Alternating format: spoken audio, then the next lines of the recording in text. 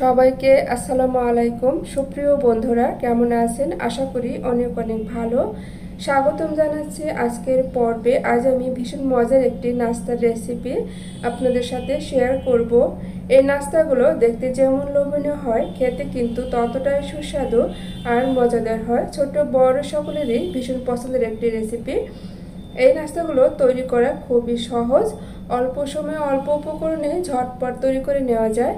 তো বন্ধুরা, কথা না বাড়িয়ে চলে যাব মূল রেসিপিতে। একটি লাইক দিয়ে ভিডিওটি দেখার অনুরোধ করছি, ভালো লাগলে আমার চ্যানেলটিকে সাবস্ক্রাইব করার অনুরোধ রইল।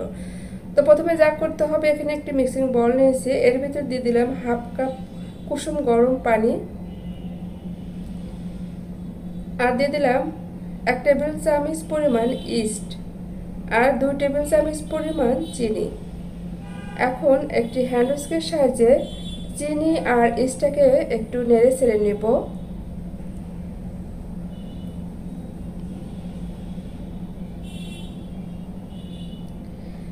তো এই পর্যায়ে আমি এটাকে ঢাকনা দিয়ে ঢেকে 5 মিনিটের জন্য রেস্টে রেখে দিব। তো চলে আসলাম 5 মিনিট পর, এটা অ্যাক্টিভ হয়ে গিয়েছে। এখন আমি এর ভিতর দিয়ে দিব, প্রথমে 1 কাপ পরিমাণ ময়দা দিয়ে নিলাম, তারপর দিয়ে দিলাম 2 টেবিল চামচ পরিমাণ গুঁড়া দুধ, একটি ডিম দিয়ে দিলাম, ডিমটা আমি আগে থেকে ভেঙে রেখেছিলাম, দিয়ে দিলাম স্বাদ মতো লবণ আর 2 টেবিল চামচ পরিমাণ রান্নার রেগুলার তেল। এখন আমি হাত দিয়ে সবগুলো উপকরণ খুব ভালো করে মিশিয়ে নেব। অর্থাৎ এখানে আমি একটি সফট ডো তৈরি করে নেব।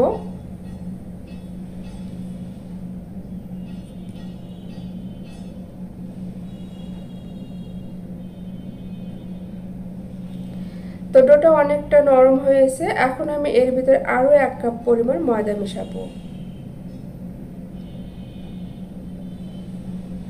এখন হাত দিয়ে খুব ভালো করে ম্যাশ করে একটি ডো তৈরি করে নেব।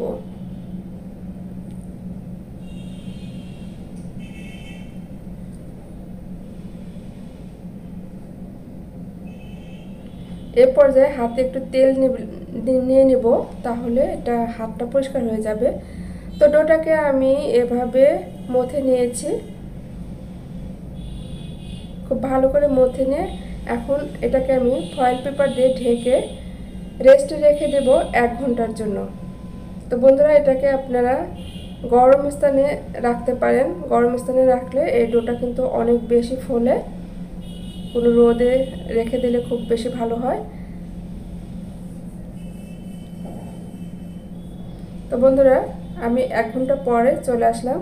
দেখতেই পাচ্ছেন ডোটা কিন্তু ফুলে একদম ডাবল হয়ে গিয়েছে।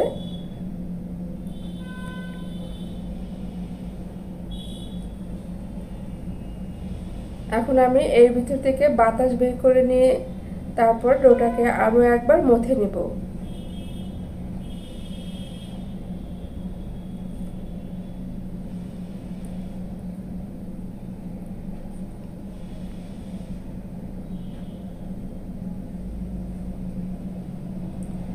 তো ডোটাকে ভালো করে মথে নিয়ে তারপরে এটাকে আমি সমান সমান করে লিচি কেটে নিব।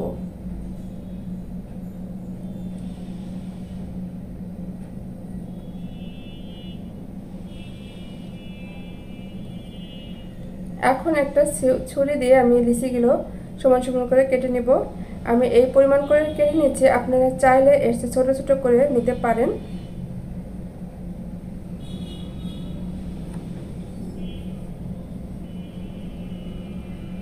তো এখন এই প্রতিটা লিচি থেকে এক একটা করে নাস্তা তৈরি করে নেব। এভাবে হাতের সাহায্যে ভালো করে গোল গোল করে নাস্তাগুলো তৈরি করে নিতে হবে, এভাবে করে নিতে হবে।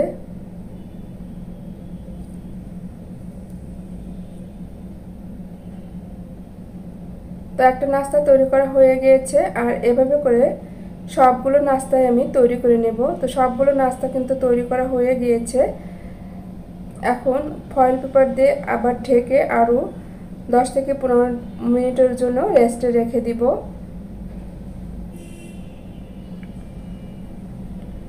এই 15 মিনিটের ভিতরে এটা কিন্তু আরও ফুলে ডাবল হয়ে গিয়েছে। আমি 15 মিনিট পর এটাকে খুলে এখন তেলে ভেজে নিব। দেখতেই পাচ্ছেন কতটা ফুলে গিয়েছে। তো চুলায় একটি প্যান বসিয়ে দিয়েছি আর এতে দিয়ে দিয়েছি পর্যাপ্ত পরিমাণ রান্নার রেগুলার তেল। তেলটাকে আমি হালকা করে গরম করে নিয়েছি, অনেক বেশি গরম করা যাবে না, তাহলে খুব তাড়াতাড়ি কালার চলে আসবে, ভিতরে কাঁচা থেকে যাবে। তো একটা একটা করে নাস্তা আমি এই তেলের ভিতরে দিয়ে দিচ্ছি। আপনারা দেখেই বুঝতে পারছেন তেলটা কিন্তু অনেক বেশি গরম হয়নি। তো এখন আমি এই নাস্তাগুলোকে মিডিয়াম টু লো আঁচে ভেজে নিব। দেখতে পাচ্ছেন কিছুটা সময় পরে এগুলো কিন্তু আরও অনেকটা ফুলে গিয়েছে। এখন একটা সাইড যখন এরকম কালার চলে এসেছে, এই নাস্তাগুলোকে আমি উল্টিয়ে দিব। এগুলো ভাজতে 6 থেকে 7 মিনিটের মতো সময় লাগবে, একটু ধৈর্য নিয়ে ভাজতে হবে, অনেক তাড়াহুড়া করলে কিন্তু ভিতরে কাঁচা থেকে যাবে। তো ভাজতে ভাজতে এরপর যে কালার করে এরকম চলে আসছে, নাস্তাগুলো কালার এরকম চলে আসছে আর এগুলো হয়ে এসেছে। এখন আমি এগুলোকে তেল ঝরিয়ে নামিয়ে নিব। তো মাশাআল্লাহ দেখতে পাচ্ছেন কতটা লোভনীয় হয়েছে, একদম ফুলে গিয়েছে, ভিতরটা একদমই কাঁচা নেই, খুব সুন্দর হয়েছে নাস্তাগুলো। তো বন্ধুরা, তৈরি হয়ে গেছে আজকে এই নাস্তার রেসিপি। বন্ধুরা, আমার ভিডিও কেমন লাগলো কমেন্ট করে জানাবেন। আজকের মতো আমি এখানেই বিদায় নিচ্ছি, চলে আসবো আবার নতুন কোনো রেসিপি নিয়ে। আপনাদের জন্য অনেক অনেক দোয়ার ভালোবাসা রইল, আমার জন্য দোয়া করবেন। ভালো থাকবেন, সুস্থ থাকবেন, আল্লাহ হাফেজ।